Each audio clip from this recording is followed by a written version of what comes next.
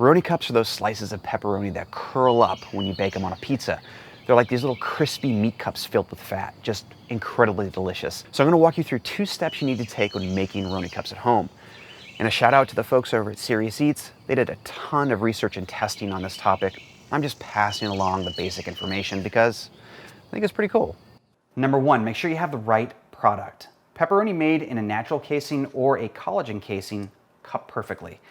It has something to do with how they're stuffed during production. Number 2, make sure that your pepperoni is sliced to the appropriate size. And that is about 1/8 of an inch. That seems to be the sweet spot. Yeah. All right, pepperoni's going on. We don't want to fill up the pizza too much. You need a nice, even distribution of ingredients here. That's perfect. She's ready to go in.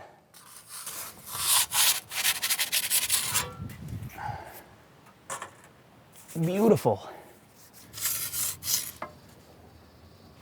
I don't know if you guys can see, but we're starting to get some Roni Cup action going on here. These look really nice.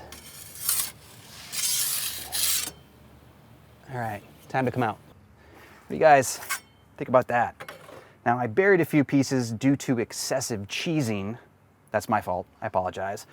But on the front part of the pizza, you can totally see that these guys formed nice little cups, and there's a little bit of pepperoni grease in each of them. That's flavor. You want that. You want to consume that. You don't want it on your plate, right? And then the outer edge of the pepperoni, that part that curls up, because the heat's coming from the top, okay?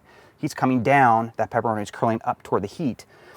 That's nice and crispy. That's texture. That's kind of nice compared to the melty cheese and the soft dough on the bottom of the pizza and the outer crust.